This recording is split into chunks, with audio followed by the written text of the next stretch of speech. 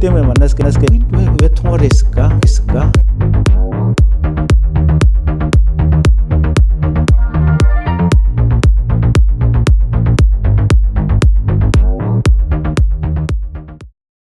안녕하세요. 광주 전남 시민행동 유튜브 방송 액션TV 공동대표 백희정입니다. 오늘은 지역에서 열심히 일을 하고 계시는 저희 정치인을 만나보는 시간인데요. 광주 북구에 김경진 의원을 오늘 모셨습니다. 자, 의원님 안녕하세요. 안녕하십니까? 네, 유튜브 시청자분들께 인사 부탁드리겠습니다. 반갑습니다. 액션TV 시청자 여러분 반갑습니다. 광주 북구 갑의 지역구를 듣고 있는 김경진 국회의원입니다. 오늘 유튜브 대담을 통해서 이제 이런저런 정치적인 상황들, 또 지역 발전을 위해서 필요한 역할들, 또 대한민국과 광주의 현안들에 대해서 얘기를 나눠보도록 하겠습니다. 항상 관심 주셔서 진심으로 감사드립니다. 네. 네, 지금 어떻게 요즘에 잘 지내고 계시는지, 지금 요즘에 최근에 의원님이 지금 약간의 그 신상의 변동이 있으셨어요. 우선 이제 벌써 한 달 넘은 것 같네요. 지금 네. 이제 민주평화당에서 저를 포함해서 한 10분 정도가 이제 함께 탈당을 했고요. 네. 탈당을 하면서 내년 국회의원 선거는 무소속으로 출마하겠다라고 그때 이제 명확하게 밝힌 상태입니다. 네, 네. 이제 민주평화당 내부에 있으면서도 항상 고민이 이제 이런 거였죠. 저희들이 아주 공개적으로 지역주의 정당을 표방하지는 않았지만 이제 실질적으로 우리가 호남의 예산을 따오고 호남을 위한 역할은 우리처럼 부지런하게 한 정치 집단이 어디 있었느냐. 최소한 그런 점만이라도 좀 인정을 해달라라는 그런 뉘앙스와 어떤 물밑의 이제 느낌들을 많이 전달했는데 대체로 지역 주민들이 어쨌든 평균적인 지역 주민들은 부끄럽다라는 그런 말씀들이 좀 많았고 그래서 지역의 보편적인 생각과 지역 주민들의 정치적인 어떤 지향성 또 판단이 그렇다면 결국은 정치라고 하는 게 이 국민들의 민심을 따라가는 것이 맞지 않겠느냐라는 생각이 들어서 그래서 이제 탈당하고 내년에 무소속 출마하겠다라고 하는 점을 명확히 밝혔죠. 네. 그 무소속 선언을 하고 나서 또 이제 지역 주민들하고 이제 굉장히 많은 분이 오신 걸로 알고 있는데 간담회를 가진 걸로 알고 있어요. 예, 방금 이제 왜 내가 무소속으로 출마하겠다라고 말씀도 해주셨는데 그때 지역 주민들의 반응은 어땠습니까? 두 가지 상반된 말씀을 하시더라고요. 하나는 차라리 잘 됐다. 네가 민주평화당 소속으로 있었으면 내년 국회의원 선거 때 내가 참 투표하는데 굉장히 많은 이 고뇌와 혼동의 시간을 가졌을 텐데 그렇지 않고 그냥 편안하게 선택할 수 있는 기회를 주어서 잘 됐다. 그리고 너를 위해서도 좋은 것 같다라는 이제 말씀을 해주시는 분들도 계시고 또 일부는 대부분 이제 경우에는 민주당 바람이 불었지만 또 2016년도에는 국민의당 바람이 불었었잖아요. 근데 이게 광주라고 하는 것이 매번 선거 때마다 당 바람이 부는 것이 지금까지 거의 100% 관례였다. 그러면 내년 4월 선거 때도 지금으로 봐서는 대체로 민주당 바람일 걸로 추정은 되지만 어쨌든 어느 당의 당 바람인가는 불지 않겠느냐. 그러면 무소속을 한다고 하는 것이 이 당바람 앞에서는 굉장히 취약한 것이기 때문에 굉장히 걱정이 많이 된다. 이런 두 가지 상반된 의견을 이제 주셨고, 이제 그렇지만 어쨌든 저야 갈 길을 분명히 했던 것이고, 그래서 이제 상황 그대로 갈 수밖에 없다라고 이제 말씀을 드렸죠. 네, 지금 활동하고 있는 상임위원회가 이제 국회에서 과학기술정보방송통신위원회 이제 소속이시죠. 예. 이제 광주 지역에 지금 4차 산업과 관련해서 굉장히 이제 지역에서도 앞으로 먹고 사는 문제, 먹거리 이런 얘기를 되게 많이 하는데요. 이제 광주 지역의 4차 산업과 경제 발전에 대해서 의원님은 어떤 비전을 가지고 계신지 좀 알려주세요. 그러니까 사실은 정치를 하는 목적이 가장 근본적으로 보면 국가와 국민이 부유하고 강건하게 만들기 위해서 사실은 정치를 하는 거죠. 그래서 정치인들은 항상 대한민국 전체가 또 우리 지역이 이제 넉넉하게 살 수 있는 어떤 기반 시설들 뭐 이런 것들을 잘 만들어내야 되는데 자동차 산업 같은 경우 어쨌든 지역에서 이제 일정 정도 돌아가고 있지만 사실은 약간 좀 빠지고 있는 이런 상황들이고 군산 같은 데는 사실은 그 철수하면서 분산 경제가 굉장히 타격이 컸지 네. 않습니까? 근데 광주는 아마 저 생산 라인들이 꾸준히 갈 것 같긴 한데 네. 어쨌든 생산량은 좀 줄어들 것 같고 그래서 이제 광주시 또 이제 저희 국회의원들이 이제 이렇게 저렇게 의논을 해보면 미래지향의 산업 체계에 우리도 같이 함께 해야 된다. 그러면 가장 중요한 게 뭐냐? 이제 인공지능.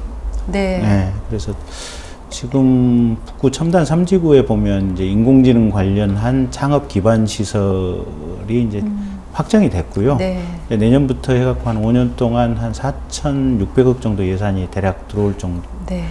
들어올 예정이고요. 거기에 이제 인공지능 전문으로 운영할 수 있는 슈퍼컴퓨터, 데이터 센터, 그리고 인공지능 전문가들 이렇게 이제 들어오고, 그다음에 우리 지역에 이제 대학교도 이제 인공지능과 관련된 네. 이런저런 이제 과정이라든지 인력 양성이 좀 활성화될 것 같고요. 네. 아무튼 저기 의원님의 그 상임위원회가 네, 지금 네. 당장은 아니어도 지금 미래에 네. 광주 지역은 굉장히 좀 필요한 네, 일인 것 네, 같습니다. 네. 예. 더 많은 이제 광주 지역을 위해서 지금 남은 기간 동안 열심히 해주시면 좋을 것 같고 네. 이제 조금 이제 정치 현안에 대한 이야기를 네, 좀 들어보도록 하겠습니다. 정말 너무 저기 혼란스럽기도 네, 해요. 네. 지금 국민들이 굉장히 많이 혼란스럽고 검찰과 경찰의 지금 개혁과 관련한 그런 수사권 문제, 그다음에 이제 고위공직자 공수처 설치, 또 사법개혁. 지금 광주나 지역에서도 검찰 개혁에 대한 요구가 굉장히 높아가고 있거든요. 네, 네. 특히 이제 광주 전남 지역은 더 요구가 높아지는 것 같은데요. 이런 부분에 대한 의원님의 생각은 어떠신지? 이게 참 의외로 불편한 이슈가 돼버렸어요. 네. 요새 이제 조국 법무부 장관에 대한 수사가 이게 무슨 과잉 수사하고 검찰이 의도를 가지고 정치에 뛰어드는 것이 아니냐, 이제 이런 식의 시각을 가지고 우리 지역 주민 대부분께서 이제 보고 계시거든요. 네. 근데 저는 그건 아니라고 보거든요. 수사 자체를 검찰이 최초에 만들어낸 게 아니고 조국 법무부 장관이 장관 후보로 지명이 되면서 서울중앙에 있는 언론들이 나름대로 취재해서 문제 제기를 했고, 또 야당인 자유한국당 의원들이 이런저런 문제 제기를 했고, 그 과정에서 자유한국당과 시민단체가 고발장을 냈고, 그리고 나라 전체가 그 부분에 대해서 명확하게 사실관계가 파악이 안 되고 부글부글 끓으니까 검찰이 이미 고발장이 접수가 되어 있는 상태에서 수사를 착수했었던 것이고, 그래서 검찰이 무슨 정치에 뛰어들었다라고 생각을 하는 것은, 이게 우리 지역의 전반적인 정서가 민주당을 지지하고 문재인 정부가 잘 됐으면 좋겠다라고 하는 마음이 너무 과다하게 투영돼서 그런 잘못된 생각을 하는 것이 아닌가, 이제 저는 그렇게 보고 있고요. 이제 조국 장관이나 문재인 대통령님께서 생각하는 사법개혁, 특히 이제 검경 수사권 조정이라고 하는 네. 것은 저는 그건 잘못된 것이다라고 보고 있어요. 그러니까 개혁이 아니라 네. 이분들이 생각하는 개혁은 그냥 개혁을 해야겠다고 하는 잘못된 도구마에 빠져 있는 것이 아닌가. 그러니까 지금까지는 경찰이 수사를 1차 하면 네. 그게 이제 검찰에 와서 다시 한번 체크를 해보고 또 경찰이 체포영장이나 압수수색영장을 하면 검사들이 다시 한번 보고, 이렇게 해서 경찰에 대해서는 검찰 수사에 대해서 검찰이 이제 여러 가지 다시 한 번 더 체크해 볼 수 있는 이런 시스템이 기존의 시스템이었죠. 네. 근데 지금 장관님이나 아니면 대통령님께서 생각하는 것은 경찰이 그냥 봐서 혐의 없다고 판단하면 그냥 그 선에서 그대로 끝내겠다고 하는 건데, 그러면 검찰이 들어가서 전면적으로 볼 수 있는 기회를 열어놓긴 했지만 아주 제한적으로 열어놓고 있는 것이어서, 이게 과연 그러면 경찰이 지금까지 완벽하게 일을 잘 하고 있고 적절하게 일을 잘 하고 있는지, 이제 사실은 현장에서 고생하고 계시는 저희 지역구에서도 이제 우리 지구대 형사님들, 또 우리 북부서 형사과, 또 뭐 수사과, 경찰관 분들 계시지만, 이게 가령 의도치 않았고 자기는 수사를 정확히 하고 싶었지만 예상치 못했던 실수들이라든지 네. 에러들이 있을 수가 있거든요. 네. 근데 이제 그런 것들을 검사에 의해서 교정할 수 있는 기회들을 없애버리는 것이어서 요거는 개혁을 위한 개혁이라고 하는 도구마에 빠져 있어서 잘못된 생각이다라고 하고 있고 이제 공수처 문제인데 공수처는 저는 제한된 의미에서 공수처는 필요하다고 봐요. 네. 그러니까 지금까지 보면 경찰이 뇌물을 받아먹었거나 뭔가 나쁜 짓을 했다. 그러면 검사가 들어와서 네. 이 경찰들을 혼내주면 돼요. 네. 처벌을 하면 되고 바로잡으면 되는데 여태까지의 문제는 뭐냐면 검사가 또는 검찰청 직원이 뇌물을 받아먹었거나 범법 행위를 했거나 잘못을 했을 때 이걸 경찰이 이제 그러면 그랬을 경우에 검찰 내부에서 제대로 수사가 안 수사나 감찰을 해줘야 되는데 그게 잘 안 된 안 경우가 되죠. 많았잖아요. 네. 그리고 그러면 그런 어떤 검사나 검찰 직원의 잘못을 경찰이 수사하려고 했을 때 요게 압수수색영장이나 또는 체포영장 이런 수사 지휘를 기존에 검찰에 의해서 받을 수밖에 없었잖아요. 네. 그러면 검사에 대한 수사, 검찰 직원에 대한 수사를 경찰이 하려고 하는데 현재 똑같은 그러니까 물론 사람은 다르겠지만 큰 틀에서 같은 검찰이 이걸 쳐내고 막은 경우들이 많았잖아요, 보면. 네. 네. 그래서 이런 경우에 별도의 이제 공수처를 만들어서 네. 경찰이 검사나 검찰 직원, 검찰을 수사하려고 했을 때 현재 기존 검찰이 아니라 공수처 소속돼 있는 검사의 수사 지휘를 받아서 법원에 체포영장도 청구하고 구속영장도 청구하고 압수수색영장도 할 수 있도록 한다면 사실은 전국에 검사 해봐야 지금 한 2,500명밖에 안 되거든요. 네. 그리고 뭐 검찰 직원 해봐야 뭐 한 2만 명이 안 돼요. 경찰은 20만 명이 명이죠. 넘어가는 거기 때문에 정보력도 방대하고 여러 가지로 최근엔 또 경찰대학 출신들의 유능한 뭐 경찰관들도 많이 있고 이래서 네. 이거를 기존에 검찰 사정할 때 기존의 검찰이 아니라 공수처를 거쳐가기로 한다면 네. 이 경찰의 방대한 수사력과 이를 정보력을 통해서 검찰의 비리와 부정은 낱낱이 잡아낼 수 있는 거예요. 네. 기존하고 달리. 그래서 그런 범위 내에서 공수처를 만드는 거에 대해서는 저는 100번 찬성이다. 그리고 그건 필요하다라고 보고 있는데 그 외에 공수처가 국회의원, 장관, 무슨 군 장성들, 뭐 고위공직자 수사하는 것은 제가 볼 때는 이건 수사를 안 해본 사람들이 생각하는 또 다른 망상이에요. 네. 그러니까 이제 왜 저는 그렇게 생각을 하냐면 수사를 하려면 이제 수사에 단서가 있어야 되잖아요, 보면. 네. 수사의 단서는 대부분 그 어떤 누군가 특정한 잘못을 저지른 사람과 원한 관계에 있는 사람이 주변에, 특히 주변에 가깝게 네, 있는 네. 사람이 이제 몰래 찔러주는 그렇죠. 경우가 이제 네. 많아요. 근데 대부분의 경우는 아주 특별한 원한을 사지 않는 한은 잘 안 찔러요, 보면. 네. 잘못을 뻔히 보고도 사람이 본능이 누구랑 싸우기 싫고 척지기 싫으니까 저걸 안 찔러요. 근데 이제 어쨌든 그렇게 예외적으로 이제 찔러주는 경우가 이제 네. 일부가 좀 있고 대부분의 수사의 단서는 어떻게 해서 들어오냐면 우리가 다른 사건을 수사를 하다가 보면 이상한 흔적들이 보이는 경우가 있어요. 네. 가령 이제 삼성 뭐 제일물산 뭐 이렇게 제일모직 사건을 네. 수사를 하고 있는데 대표이사가 네. 가령 뭐 정치권 누구하고 전화 통화한 흔적이 나온다. 그러면 왜 통화를 했을까? 네. 이 순간에 뭐 카톡으로 뭐 얘기 대한 내용인데 네. 뭐 때문에 만났을까 이제 그 의문점을 갖게 그렇죠. 됨.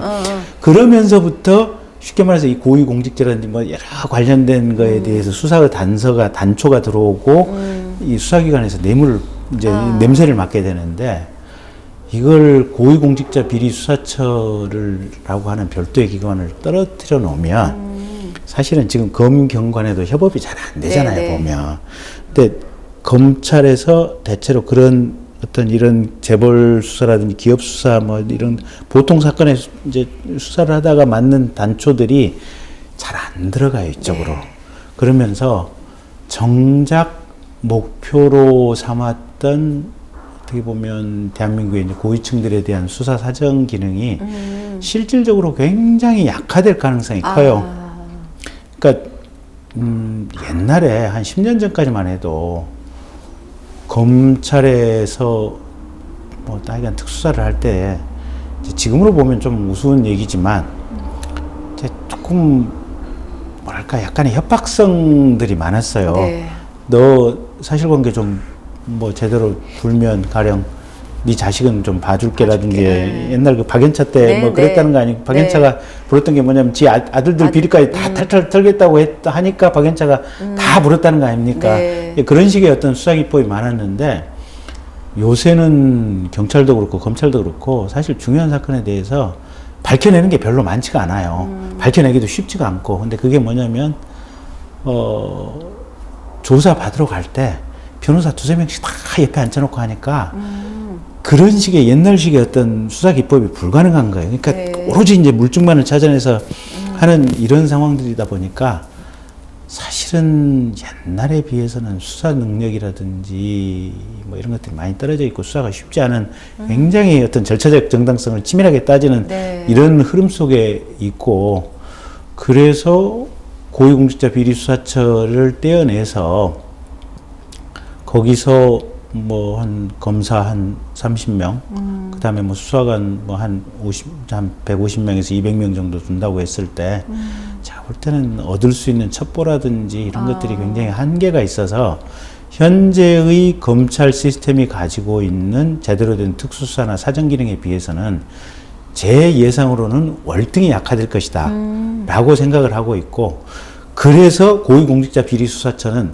오직 경찰이 많은 인력과 정보력을 가지고 검찰을 잡들이 할 때 요거를 서포트하기 위한 조직으로서 고위공직자 비리수사처를 만든다면 필요성도 있고 현실에서 의미도 굉장히 가고 유용하다고 보고 있지만, 지금처럼 전면적인 고위공직자 비리수사처를 만든다고 하는 것은 국가 전체의 사정 기능을 굉장히 약화시키는 방향으로 가지 않을까. 제가 검사를 해봤던 사람으로서 현실적인 예상은 그렇습니다. 네, 저희 부모님이 광주 북구에 살고 계세요. 유권자 따님이시군요. 그래서 갑자기 표정이 달라지시는데 가끔 텔레비전에 나오시는 모습 보고 의원님이 굉장히 좀 친숙한 얼굴이시다고 그래요. 그래서 귀인 있다, 전라도 말로 귀인 있다 이러면서 이제 이렇게 많은 얘기하신 거를 제가 들었습니다. 아무튼 이제 광주 지역이 지금 이번에는 이제 민주당하고 이제 아까 말씀드린 새로운 제3 뭐 정당이 되겠나요? 그리고 이제 의원이니까 이제 무소속으로 해서 어떻게 또 이제 진보 정당도 있고요. 이제 그 어느 때보다 이게 된다면 다양한 이제 정당이 이제 경쟁을 하는 이제 총선을 맞이할 것 같은데요. 얼마 남지 않은 것 같아요. 뭐 준비는 잘 하고 계시겠지만 사실 얼마 남지는 않은 것 같아요. 특히 이제 정치인들은 시간이 너무 빨리 간다고 그러시더라고요. 저희들은 내년 일이지만 끝으로 이제 준비를 하고 계시는데 우리 국민들 또 혹은 또 광주 북구 지역 주민들에게 한마디 해주시기 바랍니다. 일단 저는 정치를 하는 목적이 이제 대한민국이 굉장히 힘 있는 국가가 됐으면 좋겠고, 경제적으로 부강한 국가가 됐으면 좋겠고, 이 경제적으로 부유함이 우리 지역의 주민들과 이제 다 같이 좀 나눌 수 있는 그런 세상을 만들었으면 좋겠다라는 생각이고요. 제 남은 기간 또 열심히 하겠고, 우리 지역을 위해서도 이제 저도 부지런히 뛰어왔습니다. 지금 우산동, 중동 지역에 이제 재개발 이제 건축 곧 시작하고, 그다음에 말바우 시장에 이제 문화관광형 시장 18억 예산, 그다음에 주차장 180억 예산, 그다음에 이제 저쪽에 임동 신안동 쪽에 이제 무등 경기장 지하로 주차장 들어가고 거기 수영장도 좀 들어오고요. 그다음에 과거 광주교도소 부지에 이제 경비교도소 자리에 학생들을 위한 교육 테마파크가 들어서거든요. 그래서 이런저런 일들을 많이 해왔고, 그래서 좀 더 부지런히 달려가고 싶습니다. 부지런히 하겠습니다. 아무튼 좋은 성과 있으시길 바라고요. 시청자 여러분, 광주 전남 시민행동 유튜브 방송 액션TV, 오늘은 광주 북구에서 새로운 이제 무소속으로 내년 총선을 준비하고 계시는 김경진 의원님과 함께 이야기 나눠봤습니다. 좋은 이야기들 여러분들이 인상 깊었고 괜찮다면은 좋아요와 구독을 꼭 눌러주세요. 고맙습니다. 다음에 또 뵙겠습니다. 의원님 고맙습니다. 고맙습니다.